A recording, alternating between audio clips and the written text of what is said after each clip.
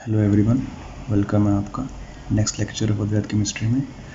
तो आज हम करने वाले हैं इसमें properties of diazonium salt. Last lecture में हमने किया था कि डायज़ोनियम सोल्ट बनाने का मैकेनिज़्म क्या होता है। तो आज हम करेंगे प्रॉपर्टीज़। इसमें हम पहले करेंगे फिज़िकल प्रॉपर्टीज़।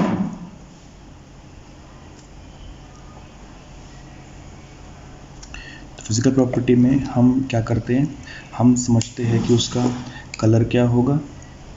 तो पहली बात तो ये कलरलेस होता है, क्रिस्टलाइन होता है ये। दूसरी बात, ये वाटर सॉल्युबल होता है। तीसरा, तो ड्राई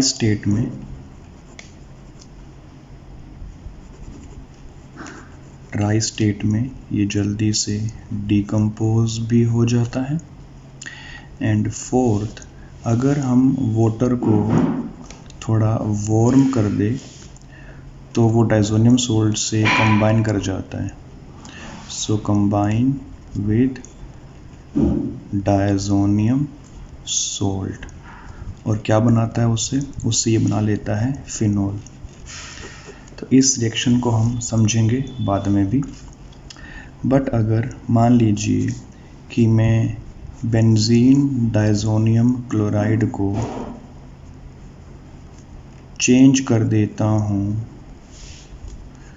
बेंजीन डायज़ोनियम फ्लोरोबोरेट में, यानी कि इस सोल्ट के अंदर, तो ये सोल्ट जो है वो वाटर इनसोल्यूबल होता है एंड ऑल्सो ये रूम टेम्परेचर पर भी स्टेबल होता है। तो ये इस सोल्ट के फ़ायदे हैं, यानी कि ये जल्दी से डिकम्पोज नहीं होता और वाटर से भी कंबाइन नहीं करता है। तो अब हम करेंगे उसकी केमिकल प्रॉपर्टीज़ के बारे में। तो बेंजीन डायज़ोनियम सोल्ट दो तरह की रिएक्शन देता है। फर्स्ट, जिसमें बेंजीन और N2 पॉजिटिव का जो बॉन्ड है वो ब्रेक हो जाता है, यानी कि मैं इस बॉन्ड की बात कर रहा हूँ यहाँ पे। ये बॉन्ड ब्रेक होगा।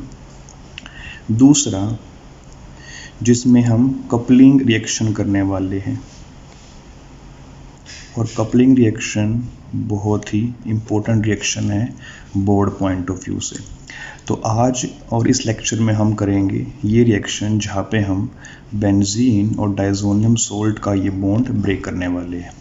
तो चलिए शुरू करते हैं। तो अब हम करने वाले हैं reactions involving replacement of nitrogen, यानी कि वही फर्स्ट पार्ट जिसमें हमने कहा था कि हम बेंजीन से इस ग्रुप को ब्रेक करने वाले हैं यहाँ से।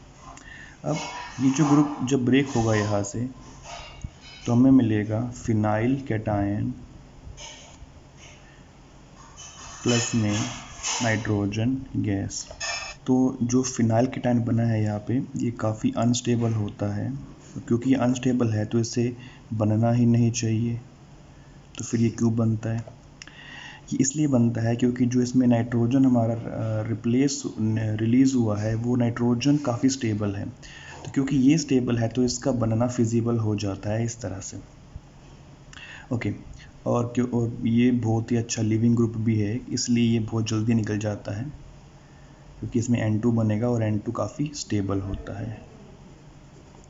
अब ये जो हमारे पास बना है फिनाइल कैटायन, इसमें हम ग्रुप्स ऐड कर सकते हैं which will have some negative charge. Let's say मैं इसमें कोई Y नेगेटिव जोड़ देता हूँ, तो हमारे पास यहाँ पे रिप्लेसमेंट हो जाएगी N2 की Y के साथ। तो हम ये रिएक्शन यहाँ पे करेंगे। तो चलिए स्टार्ट करते हैं कुछ रिएक्शंस। सबसे पहले हम रिप्लेसमेंट करेंगे बाय OH ग्रुप। तो जिस रिएक्शन की मैंने स्टार्टिंग में बात की थी कि जब हमारे पास बेंजीन डायज़ोनियम सोल्ट होगा और मैं उसमें ऐड कर दूंगा वार्म वाटर, तो क्या होगा यहाँ पे कि जो N2 है वो रिलीज़ हो जाएगा और उसकी जगह पे क्या लग जाएगा, हाइड्रोक्सिल ग्रुप यानी कि OH। तो उसके बाद हमारे पास रिएक्शन आती है जिसमें हम रिप्लेस करवाएंगे हाइड्रोजन से। तो हाइड्रोजन ऐड करने का मतलब है कि हम यहाँ पे रिडक्शन करने वाले हैं, रिडक्शन करेंगे हम। रिडक्शन करने के लिए हमारे पास होने चाहिए रिड्यूसिंग एजेंट भी। तो इस केस में रिड्यूसिंग एजेंट हमारे पास कौन से होंगे? सबसे पहला H3PO2 यानी कि हाइपो फॉस्फोरस एसिड, एक तो ये होगा हमारे पास।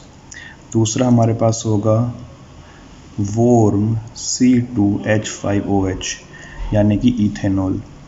और तीसरा हमारे पास होगा Na2SNO2 sodium stannate.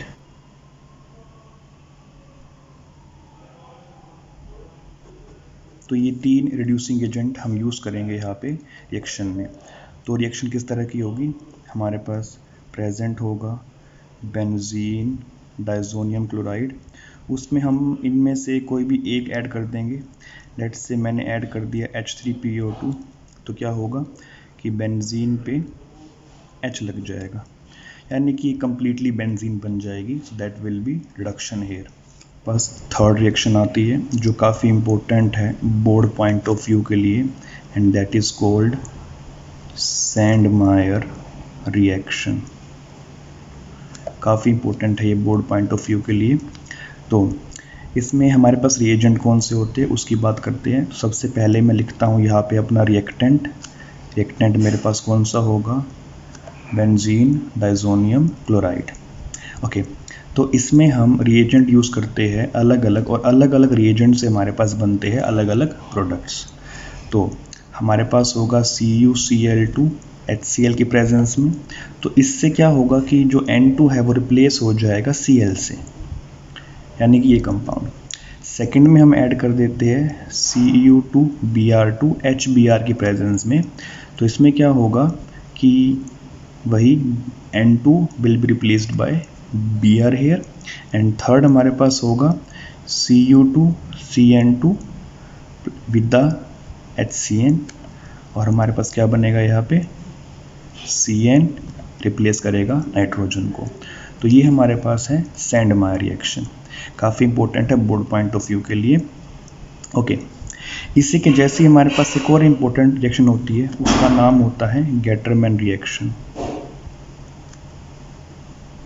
Gattermann reaction में भी हम ClBr को ऐड करते हैं, बट वहाँ पे रिएजेंट थोड़ा चेंज हो जाता है। किस तरह चेंज होता है वो देखते हैं। तो यहाँ पर हमारे पास सिर्फ कॉपर होगा, और कॉपर के साथ हम क्या ऐड करेंगे? HCl को। तो ये बन जाएगा Cl। उसी तरह हम कॉपर के साथ ऐड करेंगे HBr को, तो ये बन जाएगा Br, लाइक दैट। तो ये हुई हमारे पास गेटरमैन रिएक्शन। फिर हमें रिप्लेस करना है यहाँ पे आयोडीन को, तो हम करेंगे रिप्लेसमेंट बाय I। तो I ऐड करने के लिए हम यूज़ करते हैं पोटेशियम आयोडाइड का कॉपर की प्रेजेंस में। तो हमारे पास प्रेजेंट होगा वही बेंजीन डाइज़ोनियम क्लोराइड। कॉपर की प्रेजेंस में हम ऐड करेंगे इसमें पोटेशियम आयोडाइड, तो ये बन जाएगा बेंजीन आयोडाइड या बेंजाइल आयोडाइड। ओके, इसके बाद हमारे पास रिप्लेसमेंट करेंगे हम NO2। तो हम नाइट्रो ग्रुप इसमें ऐड करने वाले हैं बेंजीन में। तो ये प्रोसीजर करने के लिए हमारे पास होंगे 3 रिएजेंट। फर्स्ट हमारे पास होगा HNO2 कॉपर ऑक्साइड की प्रेजेंस में। दूसरा हमारे पास होगा NaNO2 कॉपर पाउडर की प्रेजेंस में। और तीसरा हमारे पास होगा CuNO2 कॉपर नाइट्राइड। तो इनमें से कोई भी एक रिएजेंट हम ले सकते हैं जो रिप्लेस कर देगा N2 को एंड ऐड कर देगा NO2। तो लेट्स से मैं यहाँ पे ऐड कर देता हूँ CuNO2, तो बेंजीन पे NO2 लग जाएगा यहाँ पे। तो ये हुआ रिप्लेसमेंट बाय NO2। इसके बाद हम करेंगे रिप्लेसमेंट बाय फ्लोराइड। तो नेक्स्ट हम करने वाले हैं रिप्लेसमेंट बाय फ्लोरीन। तो इसको करने के लिए हमारे पास होती है एक name reaction which is called Balz Schiemann reaction, also very important. तो इसमें क्या करना है हमको, हम स्टार्टिंग से करेंगे तो हमारे पास होगा एनिलीन। तो जैसे हम बनाते हैं बेंजीन डाइजोनियम क्लोराइड, इसमें हम बनाएंगे बेंजीन डाइजोनियम फ्लोरोबोरेट। तो हमारे पास स्टार्टिंग मटेरियल तो NaNO2 रहेगा। जो हम एसिड यूज़ करते थे HCl, उसकी जगह हम यूज़ करेंगे फ्लोरोबोरिक एसिड। टेम्परेचर वही रहेगा 0 से 5 डिग्री सेल्सियस। और अगर टेम्परेचर यहाँ बढ़ भी जाता है तो भी कोई दिक्कत नहीं होगी, क्योंकि इससे जो डाइजोनियम सोल्ट बनेगा वो रूम टेम्परेचर पर भी स्टेबल होता है। यानी कि इस तरह से ये होगा रूम टेम्परेचर पर भी स्टेबल। इसकी फिज़िकल प्रॉपर्टी हम पहले ही कर चुके। तो अब करना क्या है, इसे बस हीट करेंगे। तो हीटिंग से क्या होगा, फ्लोरीन लग जाएगा यहाँ पे। ओके, इसके बाद हमारे पास रिएक्शन है। तो we have now Gomberg reaction which is very important for competitive exams, जिसमें हम रिप्लेसमेंट करेंगे बाय एराइल ग्रुप। अब एराइल ग्रुप क्या होता है ये, तो हमारे पास बेंजीन रिंग होगी।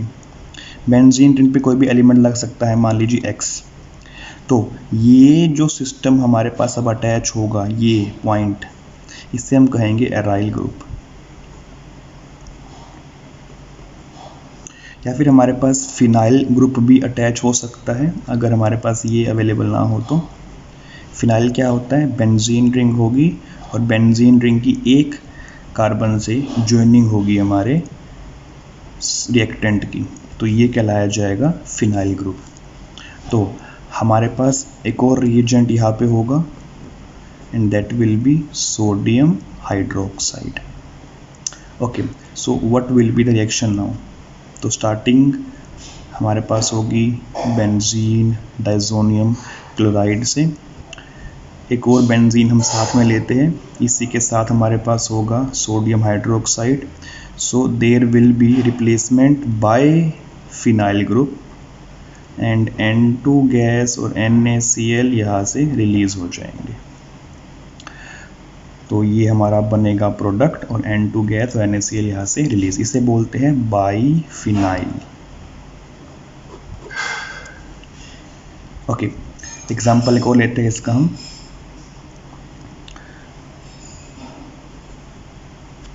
हमारे पास प्रेजेंट है वही बेंजीन डाइजोनियम क्लोराइड। इसमें हमने ऐड कर दिया nitrobenzene in the presence of sodium hydroxide. तो क्या होगा, there will be replacement of nitrogen group by the aryl group. तो ये बनेगा हमारे पास product as you can see here. Okay, तो जैसे कि आप देख रहे हैं यहाँ पे हमारे पास एक स्टेटमेंट दी गई है, यानी नोट दिया गया है बेसिकली, जो कि इम्पोर्टेंट नोट है। वो कहता है what ever is the nature of substituent in second component. अब इसका मतलब क्या है, ये चीज़ जो यहाँ पर है इसे मैं कहूँगा सब्सटीट्यूएंट। इस सब्सटीट्यूएंट में जो हमारा NO2 लगा हुआ है ये बेसिकली इलेक्ट्रॉन विथड्रॉइंग ग्रुप है। अगर मान लीजिए यहाँ पे इसकी जगह कोई इलेक्ट्रॉन डोनेटिंग ग्रुप भी होता, तब भी जो सब्सटीट्यूशन है वो ऑर्थो पैरा पर ही होता, एंड जो उसका मैकेनिज्म होगा वो हमेशा फ्री रेडिकल होगा। एग्जांपल लेता हूँ मैं यहाँ पे एक बार। तो मेरे पास प्रेजेंट है फिर से वही बेंजीन डाइजोनियम क्लोराइड, और लेट से मैंने यहाँ पे ऐड कर दिया है फिनॉल। ओके, एंड मैंने इसमें ऐड कर दिया सोडियम हाइड्रोक्साइड। तो हमारे को क्या मिलेगा, ये कंपाउंड इस तरह से। जैसे कि आप देख पा रहे हैं कि OH की पैरा पोजीशन पर ही ये बेंजीन अटैच हुआ N2 पॉजिटिव वाला, और NaOH यहाँ पे एक स्ट्रॉन्ग बेस का काम करेगा। तो यहाँ पर सब्सटीट्यूएंट का नेचर कोई मर्जी हो, चाहे इलेक्ट्रॉन विड्रॉइंग हो चाहे वो डोनेटिंग हो, सब्सटीट्यूशन हमेशा ऑर्थो और पैरा पर ही होगा, और पैरा वाला हमेशा मेजर होगा। ये बात हमें ध्यान रखनी है यहाँ पे। और जो इसका मैकेनिज्म हमारे पास है वो हमेशा फ्री रेडिकल वाला होगा। कैसे होगा ये, इसके बारे में देखते हैं ज़रा। तो मैं बेंजीन को दिखा रहा हूँ pH के साथ, तो प्रेजेंट है इस पर N2 positive and Cl negative. तो जो हमारे पास प्रेजेंट होता है NaOH वो इससे कंबाइन करता है इस तरह से, तो pH N double bond N and OH हमारे पास बनता है ये structure. And after that it breaks into radicals, तो हमारे पास बनता है pH radical, N2 gas release होती है और हमारे पास बनता है OH रेडिकल। रेडिकल कब बनते हैं? जब हमारे पास कोई UV सोर्स होता है, तो ये बात हमें ध्यान रखनी है यहाँ पे। अब ये दो स्पीसीज जो रेडिकल्स बने हैं ये हमारे फर्दर काम आएंगे, तो कैसे काम आते हैं लेट्स लुक हियर। ओके, तो pH रेडिकल प्लस हमारा कोई भी सब्सटीट्यूएंट हो सकता है, लेट्स से मैं यहाँ पे नाइट्रोबेंजीन ले रहा हूँ और हमारा OH रेडिकल यहाँ पे है, तो ये आपस में कंबाइन करेंगे और हमारे पास बनेगा pH NO2 प्लस H2O। अब ये स्ट्रक्चर को अगर मैं ओपन करता हूँ तो ये कुछ इस तरह से दिखाई देता है।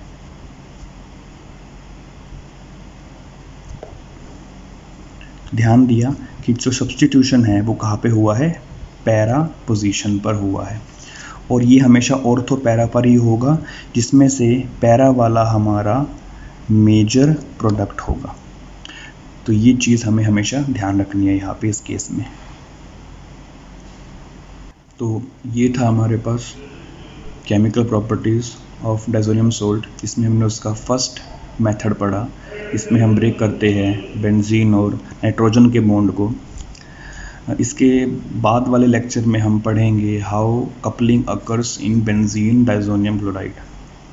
तो ये कपलिंग भी काफ़ी इम्पोर्टेंट टॉपिक है जो कि काफ़ी पूछा जाता है IIT नीट और बोर्ड एग्ज़ाम्स में भी, और इसमें हम एक टेस्ट भी समझेंगे जो बेसिकली होता है एरोमेटिक अमीन्स के लिए।